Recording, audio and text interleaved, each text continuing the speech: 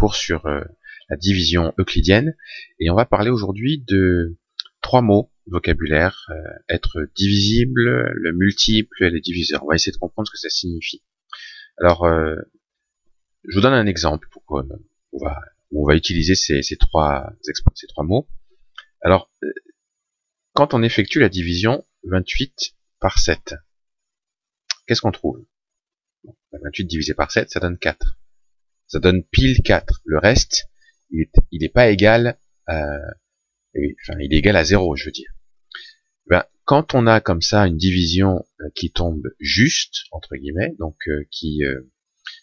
quand le reste donc est égal à 0, ben on peut dire que 28, il est divisible par 7.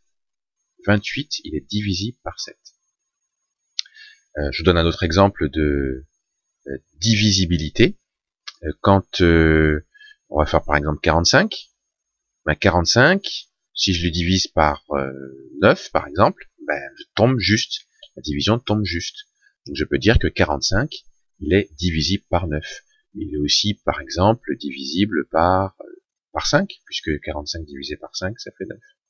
Donc 45, il est à la fois divisible par 5, il est aussi divisible par 9. Donc voilà comment on peut utiliser déjà le mot divisible. Maintenant, le mot multiple, eh ben, il est lié en fait.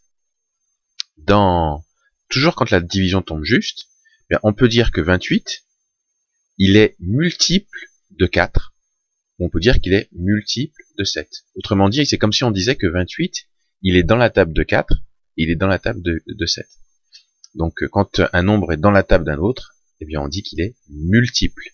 Alors prenons d'autres exemples de multiples. Par exemple, donnez-moi un multiple de 6. Autrement dit, qu'est-ce qui est dans la table de 6? Par exemple, 12, c'est dans la table de 6.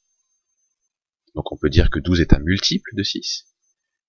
18, c'est dans la table de 6. Donc 18 est aussi un multiple de 6. Voilà un exemple. Maintenant, on va parler des diviseurs. C'est toujours lié à la même chose. On a 28 divisé par 7 qui est égal à 4. Quand la division tombe juste, une fois encore, quand le reste donc est égal à 0, on peut dire que 7, c'est un diviseur de 28. 7, c'est un diviseur de 28. Prenons d'autres exemples. Est-ce qu'on peut me donner quelques diviseurs de 20? Autrement dit, 20, c'est dans la table de quoi? Alors 20, c'est dans la table de 2, donc on peut dire que 2, c'est un diviseur de 20. On peut dire que 4, aussi, c'est un diviseur de 20, parce que 20, c'est dans la table de 4. On peut dire que 5 aussi, c'est un diviseur de 20. Donc voilà en fait comment on peut utiliser ces trois mots, être divisible, un multiple et diviseur.